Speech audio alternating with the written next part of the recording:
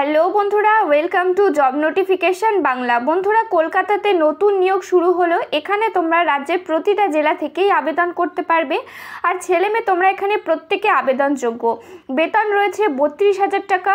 তোমরা এখানে per month salary পেয়ে যাবে। আর তোমরা এখানে কিভাবে আবেদন করবে, কি সিলেকশন প্রসেস রয়েছে, কোথা থেকে নোটিফিকেশন রিলিজ করা হয়েছে, সমস্ত কিছু নিয়ে ডিটেলসে আলোচনা করব।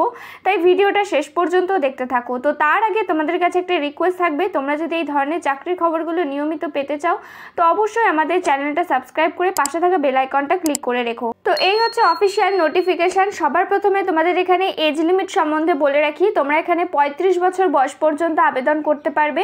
তোমাদের বয়সটা কাউন্ট করা হবে 1 এপ্রিল 2024 এই ডেট অনুযায়ী। আর তোমরা যারা SC ST OBC ক্যান্ডিডেট রয়েছে, ওম্যান ক্যান্ডিডেট রয়েছে, তারা কিন্তু এখানে বয়সের ছাড় পেয়ে যাবে।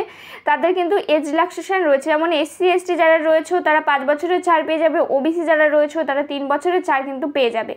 তো দেখো তোমরা এখানে কিভাবে আবেদন করবে। তোমরা আবেদন এদের অফিসিয়াল ওয়েবসাইট থেকে করতে পারবে। এছাড়া এখানে বলা হয়েছে তোমরা বাই মেলে কিন্তু আবেদনটা করতে পারবে। আবেদন করার জন্য এখানে একটা অ্যাড্রেস দেওয়া হয়েছে, ইমেল আইডি দেওয়া হয়েছে। এই ইমেল আইডিতে তোমাদের মেল করতে হবে। আর সেটা করতে হবে সন্ধ্যে 6টার মধ্যে, 19 এপ্রিলের মধ্যে তোমাদের এখানে মেলটা করে দিতে হবে।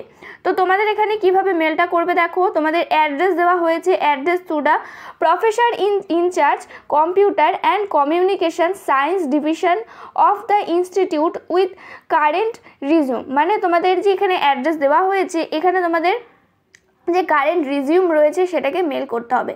তো রিজিউমের মধ্যে তোমাদের কী কী দিতে হবে, তোমাদের নাম দিয়ে দিতে হবে, ব্লক লেটারে পার্মানেন্ট অ্যাড্রেস, প্রেজেন্ট অ্যাড্রেস দিতে হবে, ইমেল আইডি দিতে হবে, টেলিফোন নাম্বার কী আছে সেটা দিয়ে দেবে, ডেট অফ বার্থ দিয়ে দিতে হবে, তোমাদের একাডেমিক কোয়ালিফিকেশান কী আছে সেটা দিয়ে দিতে হবে, সমস্ত কিছু দিতে হবে। তোমাদের মাধ্যমিক থেকে কিন্তু স্টার্ট করতে হবে একাডেমিক কোয়ালিফিকেশানটা। এক্সপিরিয়েন্স থাকলে, যদি কোনো ধরনের এক্সপিরিয়েন্স থাকে তো সেটা দিতে হবে। আধার কার্ডের ডিটেলস, ভোটার কার্ড অথবা প্যান কার্ড যে কোনো একটা ডিটেলস তোমরা দিতে পারো। চাইলে 3টে ডিটেলসও কিন্তু দিয়ে দিতে পারো। যদি SC ST ক্যান্ডিডেট হয়ে থাকো তো সেক্ষেত্রে সেই স্টেটাসটা তোমাদেরকে দিয়ে দিতে হবে। তো এই স্টেটাসগুলো বা এই ডকুমেন্টসগুলো তোমাদের কিন্তু সাথে স্ক্যান করে দিতে হবে, প্লাস তোমাদের এই ডিটেলসগুলো ফিল আপ করে দিতে হবে। তো অনলাইনে তোমরা কীভাবে ফর্মটা ফিল আপ করবে তার লিঙ্ক ও ভিডিও ডেসক্রিপশন বক্সে দেওয়া থাকবে। চাইলে সেখান থেকে তোমরা অনলাইনে ফর্মটা ফিল আপ করতে পারো, অথবা এদের ইমেল আইডিতে তোমরা অ্যাপ্লিকেশন ফর্মটা সাবমিট করতে পারো। তো এবার দেখিয়ে দিচ্ছি নোটিফিকেশানটা কোথা থেকে রিলিজ করা হয়েছে। তো দেখো নোটিফিকেশানটা রিলিজ করা হয়েছে ইন্ডিয়ান স্ট্যাটিস্টিক্যাল ইনস্টিটিউটের তরফ থেকে, যার লোকেশন রয়েছে কলকাতাতে। তো তোমাদের এখানে টোটাল রয়েছে একটা পোস্টের নাম রয়েছে এখানে দেখো প্রজেক্ট লিঙ্কড পারসন।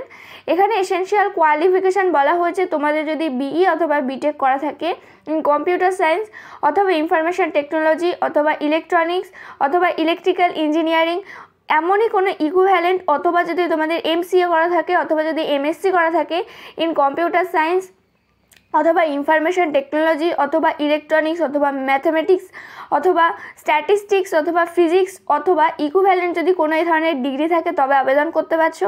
সাথে অবশ্যই তোমাদের স্ট্রং প্রোগ্রামিং স্কিল থাকতে হবে ইন পাইথন অ্যান্ড C এবং CC++-এর উপরে কিন্তু তোমাদের স্ট্রং প্রোগ্রামিং স্কিল থাকতে হবে। এই যদি তোমাদের দক্ষতা থাকে আর যদি এই কোয়ালিফিকেশান থাকে তাহলে তোমরা এখানে আবেদন করতে পারছো। স্যালারি থাকছে 27,000 টাকা থেকে 32,000 টাকা পার মান্থ স্যালারি থাকবে।